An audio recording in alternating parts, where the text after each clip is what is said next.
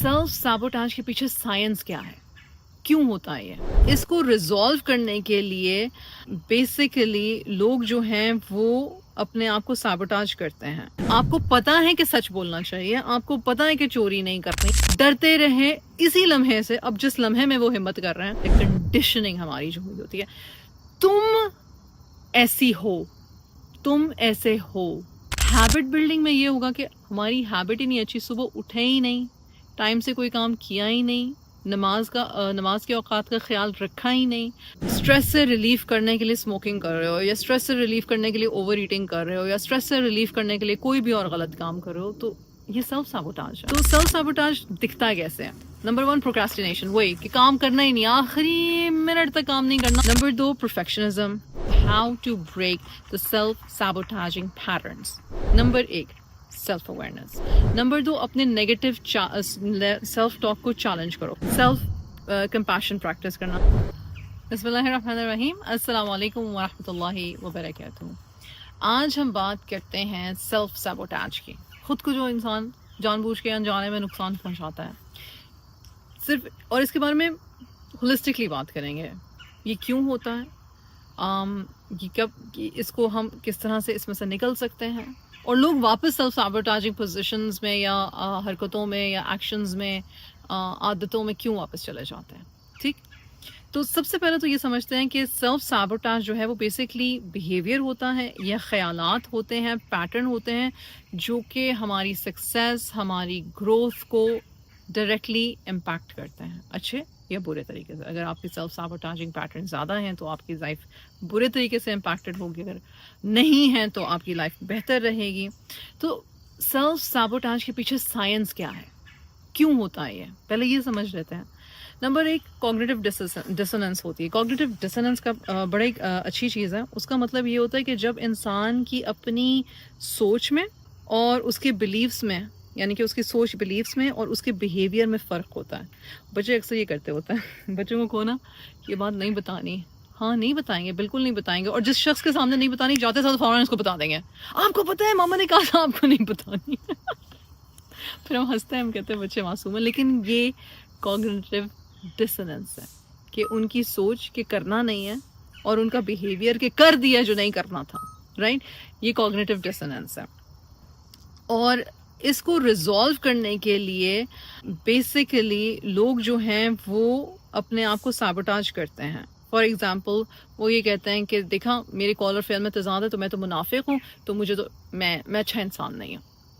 नहीं, आपकी collar fail में तजाद इसलिए क्योंकि शायद आपका फियर है कोई, शायद आपको उस बंदे को प्लीज़ करना है, शायद आपको लगता है कि आप में ये कैपेबिलिटी नहीं है इस काम को करने की, इस वजह से है। आपको पता है कि सच बोलना चाहिए, आपको पता है कि चोरी नहीं करनी, आपको पता है कि आपको जो भी एक्स्ट्रा नहीं करना चाहिए, लेकिन आप कर रहे हो। तो उसके पीछे वजूहात क्या हैं उसको पहले फाइंड आउट करने की ज़रूरत है, ना कि फिर ये कहने की ज़रूरत है अपने आप को कि मैं इंसान ही बुरा या मैं गलत हूँ। गलत हो, आप गलत को सही कैसे करना है फिर इस पे ध्यान दो, ना कि बस यही कहते रहो कि मैं गलत हूँ और मैं बुरा हूँ और कुछ अच्छा नहीं होगा मुझसे, और मैं कोई अच्छी और कोई खुशी डिजर्व नहीं करती हूँ और बस बात खत्म होगी। नहीं, इसलिए नहीं होता।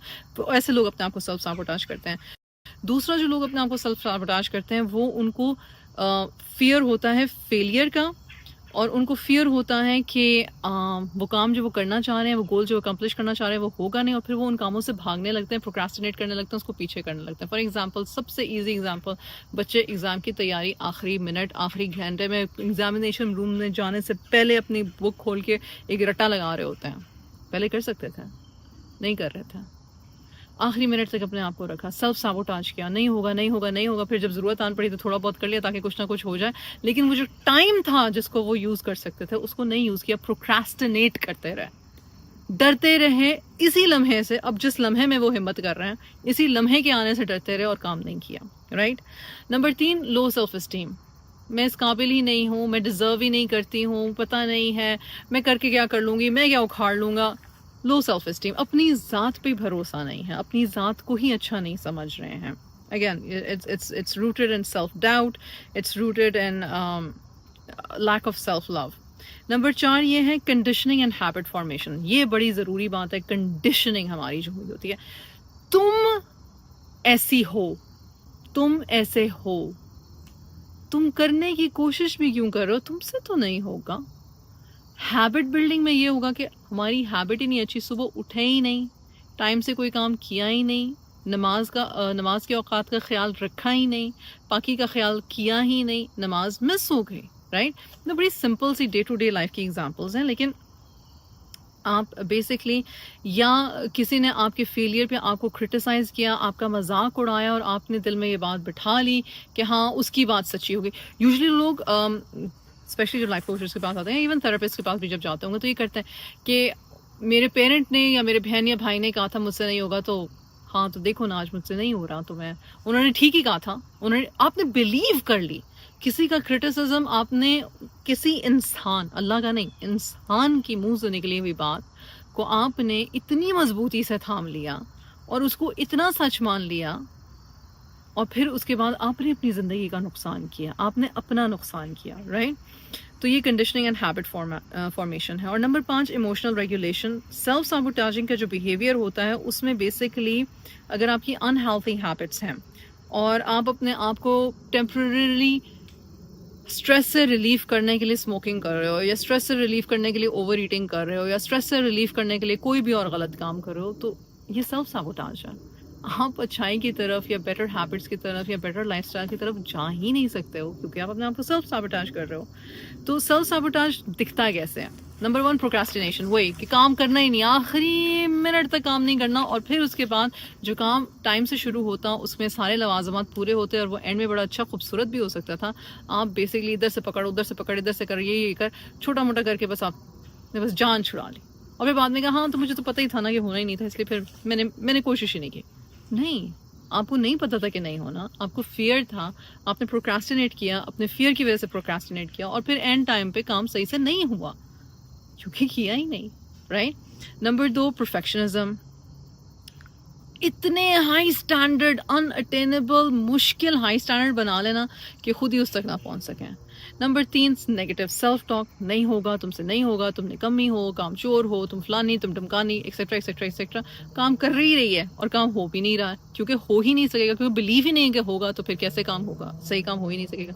Number 4 avoidance. मुझे अवॉइडेंस और प्रोक्रेस्टिनेशन सिमिलर लगते हैं कि आप बेसिकली आपके पास अपॉर्चुनिटीज़ आ रही हैं, आपके पास रिलेशनशिप है, आपके पास सिचुएशन है जो आप को सक्सेस और हैप्पीनेस की तरफ लीड करके लेके जा सकता है, लेकिन आप उसका फ़ायदा नहीं उठाते, आप उस पर काम नहीं करते, आप उस पर मेहनत नहीं करते, आप उस पर टाइम नहीं लगाते कि नहीं मैं तो डिज़र्व ही नहीं करता, तो फिर मुझे ज़रूरत क्या है। अरे भाई, अल्लाह सुब्हानहू व तआला की अता करदा नेमतों का ख्याल करना और उनका शुक्र करना और उनका इस्तेमाल करना और उन पे काम करना, ये हमारा फ़र्ज़ है। लेकिन खैर अगेन वही सेल्फ साबोटाजिंग हैबिट्स हैं, सेल्फ डिस्ट्रक्टिव बिहेवियर्स हैं, हार्मफुल हैबिट्स में रहना, सब्सटेंस अब्यूज़ में रहना, अनहेल्थी रिलेशनशिप में रहना, अपनी ग्रोथ को खुद ही मतलब ना होने देना। तो ये अब इस पैटर्न्स में से निकलें कैसे? हमने ये पढ़ लिया कि हम क्यों करते हैं, हमने ये कर लिया कि हम करते क्या हैं, सेल्फ साबोटाजिंग क्यों होती है, सेल्फ साबोटाजिंग हम करते कैसे हैं, और अब तीसरा पॉइंट ये है कि how to break the self sabotaging patterns. Break कैसे करना, निकलना कैसे, हल क्या है? Number 1 self awareness. Okay, Ahmed या मोहम्मद या आसिया या आलिया या जो भी कोई, ठीक, आप अपने अंदर सेल्फ अवेयरनेस प्रोड्यूस करें कि भाई मुझे पता है कि ये एक प्रॉब्लम है और मुझे इस प्रॉब्लम में से निकलना है, मैं ये हरकत कर रही हूँ अपने साथ, मुझे ये नहीं करनी चाहिए, इसको ना करने के लिए अब मेरे पास क्या स्टेप्स होने चाहिए, या मुझे क्या सपोर्ट सिस्टम चाहिए, या क्या एनवायरनमेंट होगा जो कंड्यूसिव होगा। नंबर 2 अपने नेगेटिव सेल्फ टॉक को चैलेंज करो। फॉर एग्जाम्पल, मैं तो हुई बेवकूफ़, मैं तो हमेशा से अहमक हूँ, अम्मी कहती थी कि तुमसे कभी भी ना हो पाएगा, या फलाना फलाना फलाना या फलाना फलाना। तो बोलो क्या प्रूफ है, आज तक तुमने ज़िंदगी में क्या किया है, क्या कर सकती हो, उन चीज़ों को हाईलाइट करें जिसमें आपने एक्चुअली अपने आप को भी प्रूफ किया हो कि आप मतलब कोई भी शख्स जो है वो ऐसे ही तो नहीं है ना, सो रहा है, उठ रहा है, खा रहा है, पी रहा है, लेकिन कुछ कर भी रहा है ना ज़िंदगी में, किसी किस्म की बातचीत, किसी किस्म का स्कूल, किसी किस्म का कॉलेज, किसी किस्म का रिलेशनशिप, कुछ तो है ना उसका, कुछ तो हो, आपको कोई ना कोई पसंद भी कर रहा है, तो वो जो पॉजिटिव्स हैं उनको हाईलाइट करना सीखो ताकि आप अपने नेगेटिव बिलीफ को चैलेंज कर सको। नंबर 3 रियलिस्टिक गोल्स आपके गोल्स जो हैं वो रियलिस्टिक होने चाहिए। इसका मतलब ये है कि मैंने आज उठ के फ़ैसला किया है कि मैंने साल के आखिर में ये कर लेना है काम, वो जो भी काम है, ठीक है, वो जिस भी मेरी लाइफ की कैटेगरी का काम है, तो अब मैं साल के आखिर का वेट करूँगी और फिर वो काम होगा, नहीं। रियलिस्टिक गोल ये है कि रोज़ उस गोल के करीब जाने के लिए, उस गोल को अकम्प्लिश करने के लिए मैं आज क्या स्टेप ले रही हूँ, आज मैंने क्या किया है। That is a realistic goal. Number 4, self compassion practice करना। हम इसके बारे में बहुत बात करते हैं कि अपने सेल्फ सैबोटाजिंग बिहेवियर्स के बावजूद अपने आप को कहना कि यार अगर मुझे इतने साल इतनी ख़राब बातें सोचने में, करने में, अपनी ज़ात पे जुल्म करने में लगे तो, या अपनी पेरेंटिंग को ख़राब मैंने गुजारा है, तो मैं इतने महीने तो लगाऊं कुछ अच्छा करने में, राइट। सपोर्ट होनी चाहिए आपकी, again you hire a coach, you go to a therapist, या आपकी सपोर्टिव ऑनलाइन कम्युनिटी होनी चाहिए, ऑन ग्राउंड कम्युनिटी होनी चाहिए, कोई एक शख्स कम से कम जो आपकी इस स्ट्रगल को देखे, समझे और आपके लिए एक एंकर हो, या आपको एक्नॉलेज करे, राइट। नंबर 6 ये कि आपके पास हेल्थी कोपिंग स्ट्रैटेजीज होनी चाहिए। फॉर एग्जांपल, अगर आपको स्ट्रेस हो रहा है और आप स्मोक करना चाह रहे हो, तो आपकी जो हेल्थी कोपिंग स्ट्रैटेजी है कि आप वॉक पे चले जाओ। आपको भूख लग रही है, आपकी हेल्थी कोपिंग स्ट्रैटेजी है कि आप हर वक्त अपने पास पानी की बोतल रखो और वो पानी पियो, ज़बरदस्ती भी, फोर्सफुली भी आपको पीना है, पियो, ताकि आप वो जो आपकी इनिशियल शुगर क्रेविंग है आप उसको उसमें गिवन ना कर दो, राइट। इस तरह की एग्जांपल्स हैं। अब जब आप अपने सेल्फ सैबोटाज को ब्रेक करते हो, ठीक, तो फिर क्या होता है? आपका कॉन्फिडेंस बढ़ता है, आपकी एंग्जाइटी कम होती है, आपको सेटिस्फैक्शन महसूस होती है, आपको अच्छा लगता है। और आखिरी और बड़ी इंपॉर्टेंट बात, लोग ये सब कर रहे हैं, सब कुछ कर रहे हैं, और फिर अचानक से कुछ होता है, ठक करके वापस अपनी बुरी स्लिप हो गया, बुरी आदत में चले गए, चाहे एक दिन के लिए गए, चाहे एक हफ्ते के लिए गए, चले गए। करते क्यों हैं ऐसा? वो इसलिए करते हैं क्योंकि उनकी बॉडी और उनका ब्रेन जो है ना, वो क्रेव कर रहा होता है कि यार ये क्या कर रहे हो तुम अपने साथ, अच्छी खासी तो लाइफ चल रही थी, चिप्स का पैकेट था, कोको कोला थी, जिंदगी चिल थी, तुमने क्या अपने आप को मुसीबत डाल ली है कि वॉक भी करनी है और जूसिंग भी करनी है और मीठा भी नहीं खाना है, और यार ये क्या मुसीबत है, मुझे नहीं अच्छा लग रहा। हमारी बॉडी को नहीं अच्छा लग रहा, तो हमने जो उसे बुरी आदतें दी होती हैं, जो अपने ब्रेन को जो हमने चस्के दिए होते हैं, वो मांग रहा होता है, और फेमिलियर चीज़ में जाने में एक कंप्लेसेंसी होती है, एक मज़ा होता है, एक लुत्फ होता है, राइट। नंबर 2 ये कि फियर ऑफ चेंज, हम खुद भी डर रहे होते हैं, हमसे शायद नहीं हो पाएगा, इसलिए क्या इतना अपने आप को मुश्किल में डाला हुआ है, छोड़ो यार, क्या अपने आप को इतने मुश्किल में डाला हुआ है। हम खुद ही अपने लिए ही एक हिंड्रेंस, एक ब्लॉक बन जाते हैं, क्योंकि हम फियर करते हैं चेंज से। ट्रिगर्स होते हैं, अगेन लोग कहते हैं कि मैं अच्छा खासा कर रहा था ये काम, और फिर ये हमारी लड़ाई हो गई, और फिर मुझे गुस्सा आया, और फिर मैंने यल करना शुरू कर दिया, हालांकि मैंने इतने अरसे से चीखा चिल्लाया नहीं था, लेकिन मैंने ट्रिगर्स थे। तो फिर हमें अपने ट्रिगर्स पे काम करने की ज़रूरत है, हमें अपनी सेल्फ रेगुलेशन पे काम करने की ज़रूरत है, ज़्यादा काम करने की ज़रूरत है। देखिए, किसी पॉइंट पे कोई ये नहीं कह रहा कि अचानक से किसी को सब कुछ आ जाएगा। ये जो सारी बातें हैं, ये constant, consistent practice, mindfulness require करती है। खुद से कुछ नहीं आता, करने से आता है, सुनने से नहीं आता। बार बार प्रैक्टिस करने से हम बेहतर से बेहतर होते चले जाते हैं। At the end of the day हम इंसान ही, हम स्लिप ज़रूर कर सकते हैं, पर उस स्लिप में से निकलने के लिए एक रेजिलियंस, एक ग्रोथ माइंडसेट पैदा करना हमारी जिम्मेदारी है। और लैक ऑफ सपोर्ट, डेफिनेटली अगर आप एक ऐसे कांस्टेंट नेगेटिव एनवायरनमेंट में है जहाँ पे आपकी ग्रोथ को, आपकी ग्रोथ माइंडसेट को, आपकी हेल्थी हैबिट्स को सपोर्ट नहीं किया जा रहा, तो आपको वहाँ से अपने आप को मूव करने की ज़रूरत है, या अपने आप को उस माहौल में कंटिन्यूसली फंसाए रखने से बेहतर है कि आप अपने आप को थोड़ा सा अलग कर लें, आप अपनी थोड़ी सी रूटीन चेंज कर लें, आप अपने उस चीज़ को थोड़ा सा अवॉइड, या जितना अवॉइड कर सकते हैं आप करें। इंशाअल्लाह ताला अल्लाह सुब्हानहू व तआला हमें हमारे नफ्स में फंस जाने से महफूज रखें। या हय्यु या क़य्यूम बिरहमतिका अस्तगीथ अस्लह ली शअनी कुल्लहु वला तकिलनी इला नफ्सी तरफत ऐन। आमीन। अल्लाह सुब्हानहू व तआला हमारे लिए आसानियाँ फरमाए, आमीन, और हमसे हमारी नेकियों को, हमारी कोशिशों को कबूल फरमाए, आमीन। जज़ाकल्लाहु खैर। अस्सलामु अलैकुम।